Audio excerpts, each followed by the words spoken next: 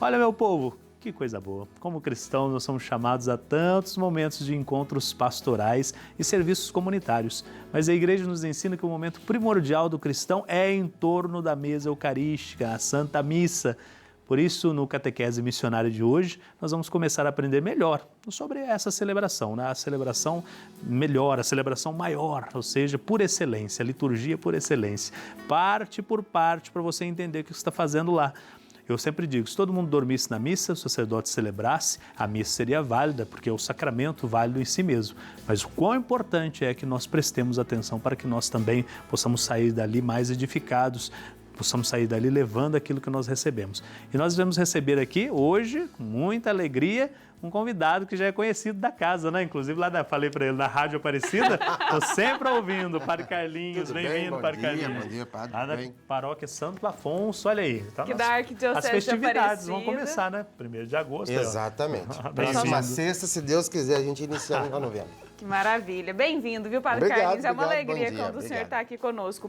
Vamos lá, a gente tem vários objetos aqui, mas para a gente começar mesmo a nossa catequese hoje, por que a celebração eucarística é tão importante na vida de um cristão?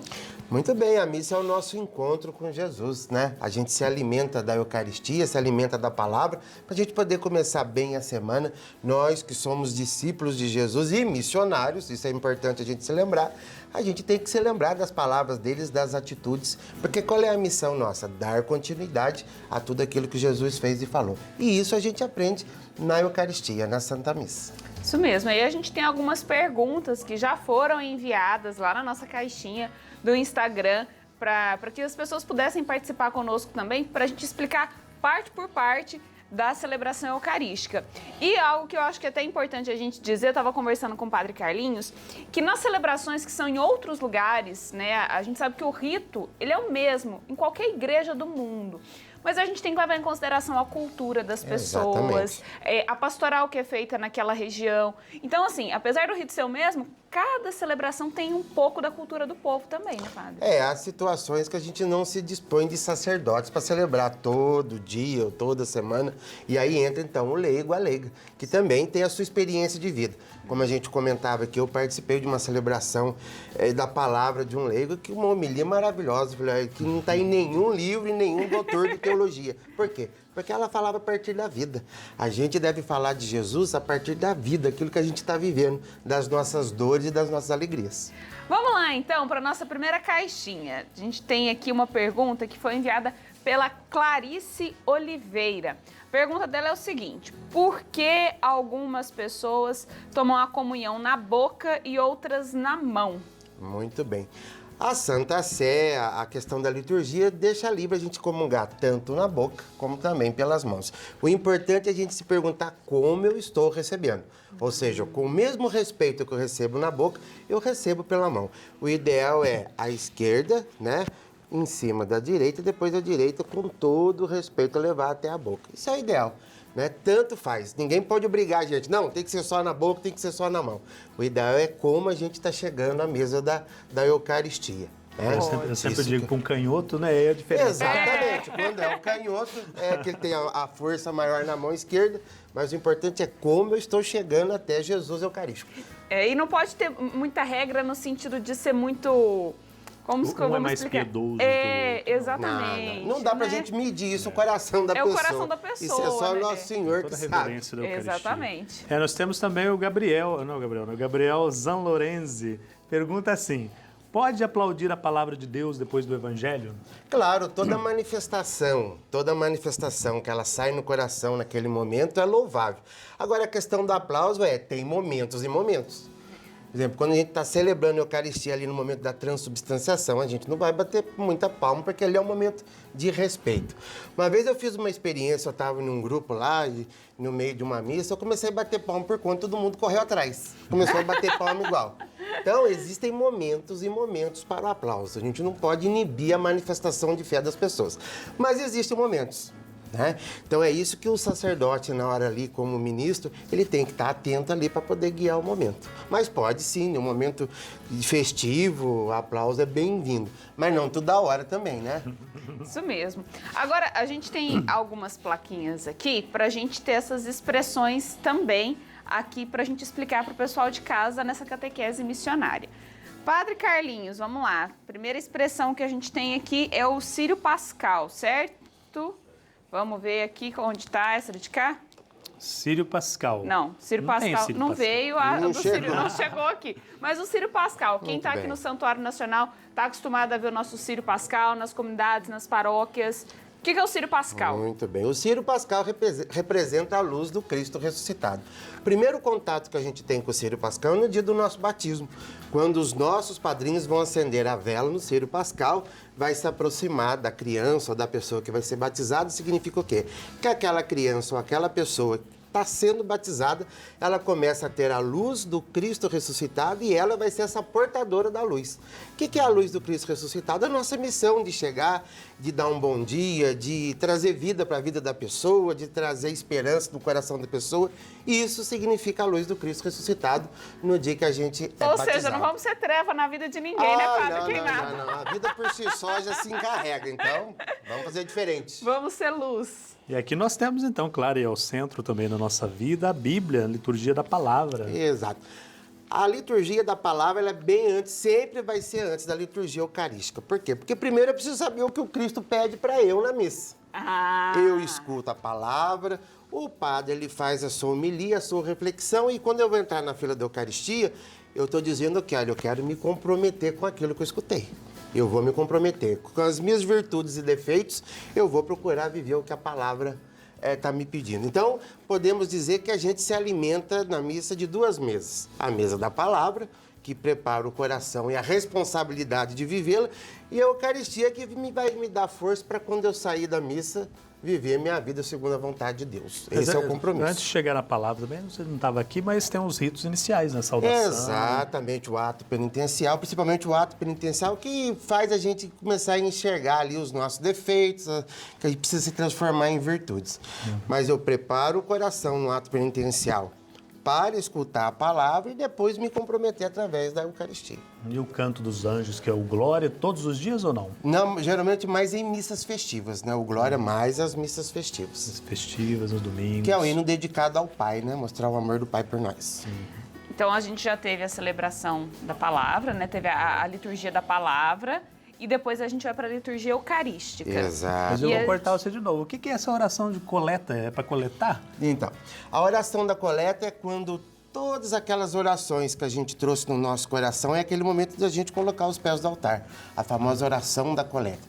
Temos a oração da comunidade, que são pedidos da comunidade geral. E cada um de nós, quando vamos à missa, eu costumo dizer, tem domingo que a gente vai mais para pedir, tem domingo que a gente vai mais para agradecer. Todo mundo é assim, Tem né? domingo que você tá feliz, eufórico, porque deu tudo certo. Tem domingo que não deu tudo certo. Então, a oração da coleta significa o quê? É aquele momento que cada um de nós que trouxemos a nossa oração, o nosso agradecimento, o nosso pedido, o nosso desabafo, é aquele momento que todas são juntadas ao pé do altar e elevados até a Deus. Eu vou entregar para Camila agora, porque nós vamos fechar, então, a liturgia da palavra. Daí o Evangelho, essa oração dos fiéis e o credo. Também todos os domingos ou todos os dias? O credo, ele deve ser rezado todas as vezes, que também nas missas festivas, principalmente todos os domingos em missas festivas. O credo é aquilo, a fé toda que nós cremos, tudo aquilo que nós acreditamos. É a que tá síntese, dentro, né? Exatamente. Que está dentro da nossa doutrina, nós professamos porque cremos que aquilo é que está acontecendo na nossa vida. E é importante que a gente fala, creio na Igreja Católica, una, santa. Os elementos da igreja. Então é importante. E aí então a gente passa para a oração eucarística, para liturgia. a liturgia eucarística. E aqui a gente tem alguns elementos, Padre Carlinhos. Vamos lá. Exatamente. Então a gente tem aqui o vinho, o pão, a água. Vamos começar do começo, como se diz, do começo. Aquela Por oração onde- grande, a oração maior. Né? Exatamente. Exatamente. Vamos lá, por onde? Até as ofertas, né? Então, mas nós vamos começar na preparação das ofertas, né? Vamos começar quando a pessoa leva até ao presbitério o pão e o vinho, que vão se transformar no corpo e o sangue de Cristo. A preparação das ofertas significa que a gente está ofertando aquilo é a nossa vida, os nossos sonhos, o nosso suor, tudo aquilo naquele momento é ofertado a Cristo. O pão e o vinho, porque era o alimento comum naquele tempo de Jesus, né? E ele fez a sua Eucaristia acontecer através do pão e o vinho, que é o alimento da nossa fé. né? Então, tudo isso aí a gente vai ver na questão da entrega das ofertas. E depois aí começam as orações, né? O prefácio, a oração sobre as oferendas e tudo pela ação do Espírito Santo. É importante o Espírito Santo Fala que assim, vai tem algumas conduzindo. coisas secretas, né? Por que aquele pinguinho d'água que a gente coloca no vinho? O pingo d'água que se coloca no vinho significa a humanidade nossa que se mistura à divindade do Cristo ali naquele momento. Olha que importante Então, a assim, gente né? saber disso, né, Padre Queimado? É bom, porque às vezes as pessoas ficam lá, mas o que o padre está fazendo ali? O que ele está colocando ali? Então, é o conhecimento prático para a nossa vida, para a gente rezar bem Exatamente. também, não é isso? É a nossa humanidade que se Divindade, mistura né? na divindade. e humanidade. E que nós possamos participar também, esse é o pedido nosso, né? Da divindade. Exatamente. E aí depois, né, tem aqui o trigo, o pão e a toalha. Todas as vezes que vai manipular, então, a Eucaristia, importante, é para isso? O momento ali em que a gente está lavando as mãos, naquele momento da preparação das ofertas, nós estamos pedindo para que através da nossa humanidade, do sacerdote ali, possa acontecer a realização da transubstanciação, que o Cristo vem através da ordem, porque nós também somos pecadores. Lavai-me, Senhor, de minhas faltas, né? E purificai-me dos meus pecados. Eu sei que eu sou um pecador, mas pela vossa graça e misericórdia, que se aconteça aqui o que a gente está pedindo. Aí começa uma grande oração que às vezes as pessoas não entendem, falam, é muito chato, é muito longo. Mas quanta riqueza nessa grande oração com o prefácio. O né? prefácio, depois da oração eucarística, que vai nos preparando aí para o grande momento ali da transubstanciação. Aquele momento ali que o Espírito Santo age no sacramento do sacerdote, transformando então o pão em corpo e o vinho no sangue de Cristo. E é importante falar disso também, principalmente dessas orações que o padre vai fazendo durante a celebração, porque tem gente que fala, mas o que o padre está falando sozinho ali? Não, é o momento que o padre também está fazendo as suas orações para celebrar bem, não é isso? E é uma catequese profunda. Exatamente. É uma catequese que a gente vai se lembrando daquilo que a gente está realizando, né? Ou seja, a Eucaristia é a atualização da paixão, da morte e ressurreição de Jesus, né? A gente não está fazendo só uma memória do que aconteceu no passado. A gente está atualizando, a gente está trazendo verdadeiramente o corpo e o sangue de Cristo ali naquele momento para nos alimentar na nossa fé. Memória E aí, viva. agora a gente já passou, então, agora vamos para a comunhão, é isso? Já? Você quer... Vem uma assim chamada epíclise, um nome difícil, mas essa epíclise o que é? Um momento Então importante, é a né? vinda sobre o Espírito Santo, sobre aquela matéria do pão e do vinho. Ali, Para daí, se transformar no corpo e o sangue de Cristo. Tudo acontece sobre a ação do Espírito Santo. É essencial ali naquele momento. esse gesto do sacerdote, e depois vem a narrativa, né? Tão importante. Exata, a narrativa da Eucaristia, né? Fazer em minha memória. Lembrando que essa memória não é para lembrar o que aconteceu no passado. É o que a gente chama de anamneses, ou seja, estamos atualizando viva. de forma incruenta, é bom dizer claro, incruenta por quê? Porque nós não estamos matando o Cristo de novo na cruz. Não, muito pelo contrário. Porque tem Estamos gente que acha, trazendo né? aquilo Tem que gente acha. que acha. sangrento aí, É incruento, ele não é sangrento, nós não estamos matando o Cristo de novo, não. Mas estamos trazendo ali presente ali o Cristo, o corpo e o sangue dele como um todo. E essa compreensão é que às vezes né, um pouco errônea, que fala assim, não podemos bater palma, temos que ficar com a cara triste, um velório, porque né, estamos matando Jesus. Não não é isso, né, Nós gente? anunciamos sua morte e proclamamos A sua ressurreição acima de tudo. Muito bem. E aí, Padre Queimado, vamos para a parte, Aí então, nós terminamos a seguimos. oração eucarística, Isso. orações pelos mortos, pela igreja, né? Exatamente. Que os santos nos abençoem. E aí nós temos a grande... A oração do Pai isso. Nosso, né? Depois do por Cristo, com Cristo em Cristo, a grande oração do Pai Nosso, que é a oração Essa completa, chama né? doxologia e precisar acabar com um grande amém, né? Nós estamos esquecendo desse grande amém. Exatamente. Tem a oração do Pai Nosso, que são aquelas 6 pedidos, né? Aí fica aquela perguntinha, dos 6 pedidos, qual vocês acham que é o mais difícil de cumprir? Fica aí. Como nós perdoamos. Talvez até a gente perdoe. Eu, pessoalmente falando, eu acho que seja feita a vossa vontade. É. É porque às vezes a gente só quer fazer a Fazer nossa vontade, de né? Deus Rezar é todos meio os dias. complicado. E aí a gente vai para o banquete, então, que é o momento da comunhão, onde todos Exatamente. compartilham e comungam. E a gente pode dizer que é o momento que as pessoas participam desse banquete, né? Olha que coisa bonita, né? Não é à toa que Jesus instituiu a Eucaristia num banquete, numa mesa. A parte mais gostosa de uma família, o que é? Quando o pai e a mãe têm a condição de juntar todos os filhos num almoço de domingo, para a gente poder conversar, viver a vida, partilhar. Então, Jesus pede que a gente faça isso. A Eucaristia nada mais é do que comunhão, do que partilha. É isso que a gente é convidado a fazer depois da Santa Missa. No Evangelho de João, a gente vê que não tem a narrativa da Eucaristia. Mas temos o lava-pés. Aqui, ó. Ele deve estar aí a plaquinha Aqui, ó. do lava-pés. Um aqui, ó. Exatamente. Eucaristia, para João e para todos nós, é serviço. Eu venho à missa, eu me alimento da palavra, eu me fortaleço com a Eucaristia para quando eu ir para casa, fazer o lava-pés acontecer dentro da casa, na comunidade. Então, para que eu vou à missa? Eu me nutro da palavra, eu procuro entender o que o Cristo quer de mim, eu me preparo aqui espiritualmente através da Eucaristia para quando chegar em casa fazer a missão acontecer. E o partir do pão também, ali no cordeiro, né? Nós temos um outro que parece um símbolo, um segredinho lá.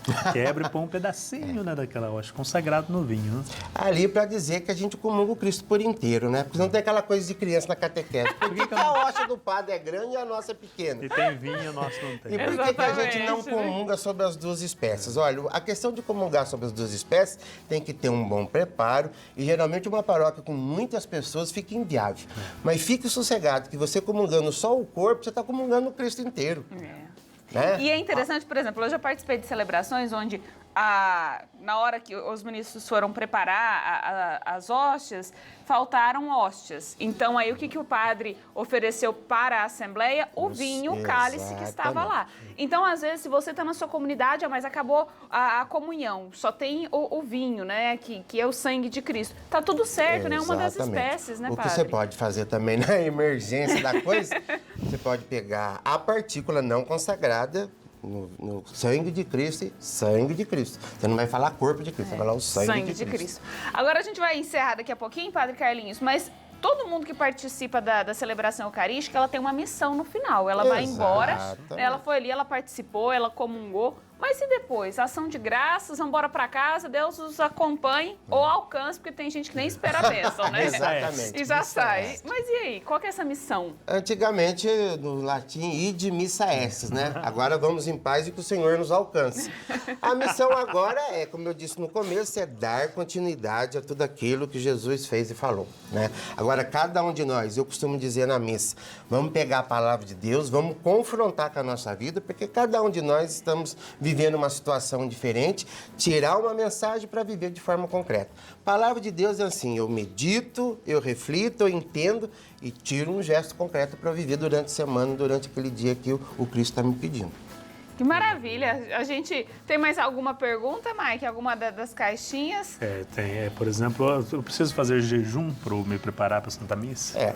Pede-se a Santa Sé que se faça pelo menos 1 hora antes o jejum para receber Jesus Cristo. Mas no caso de doente, ou a pessoa está tomando algum remédio, ou cuidando de uma pessoa doente, não se precisa. Mas por que esse jejum? É para a gente se preparar por inteiro. Né? Para a gente preparar também o nosso físico para receber o Cristo em nossa vida. Então, essa é a questão do respeito, só isso. É 1 hora antes, tranquilinho, a gente se prepara. Agora tem uma pergunta boa, Padre Queimado, Padre Carlinhos, porque às vezes a pessoa chega já lá na oração eucarística e fala, não, eu vim para comungar. Então a pergunta que a Rebeca mandou para a gente é o seguinte, sobre a validade da missa para quem chega atrasado na igreja. Até qual momento é válido ou não?